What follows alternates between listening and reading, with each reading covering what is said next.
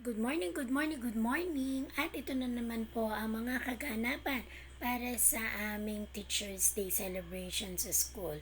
So dito nga ay nagpakuha na ng picture ang aking mga bata at yes, binati na nga nila ako ng sabay-sabay. So gusto nga nila ay talagang sabay-sabay silang babati ng Happy Teacher's Day, Ma'am Malu.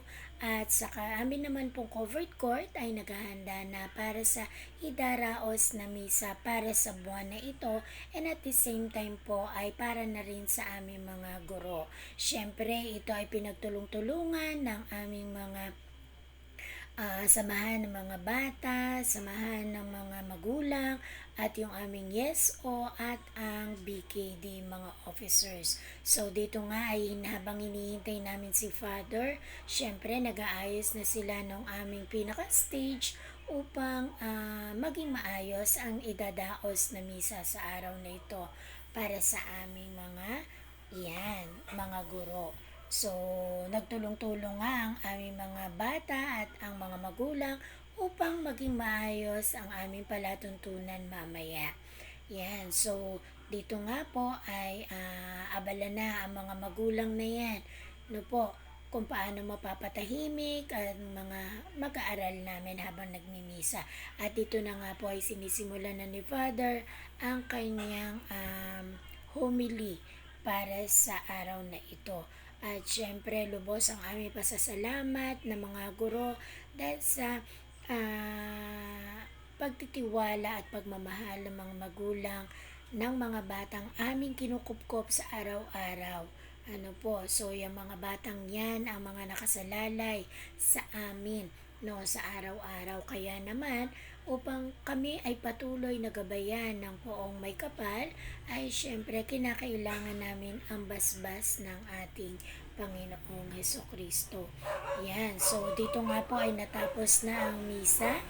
Yan, at inaayos na po ng mga katikista yung kanilang mga ginamit dahil maya-maya lang ng konti ay magsisimula na ang palatuntunan na inihanda ng mga magulang at mga mag-aaral. Yan, dito po sa aming school-based celebration ng Teacher's Day. So, maraming salamat po sa pagkakataong ito na ibinigay nyo para sa amin. Yan, so dito na nga po, yan, nagpicture na kami ng aking mga co-teacher. At syempre, kita nyo naman sa kanilang mga ngiti kung gaano sila nagpapasalamat at natutuwa sa pagkakataong ito na ibinigay sa amin ng mga magulang. At dito nga po, ayan, isa-isa nang nagpapakita ng kanilang mga talento ang mga bata para maipakita, maihandog sa aming mga guro. At syempre, yan na, nagsimula na sa kinder, sinundan na po yan ng grade 1, ng grade 2, grade 3, grade 4, hanggang grade 6 na po ay nagpakitang gilas ang mga bata upang maipakita ang kanilang mga talento at maialay nila sa kanilang mga guro. Ayan, so dito nga po ay talagang kailangan ang masusing paggabay sa mga batang ito.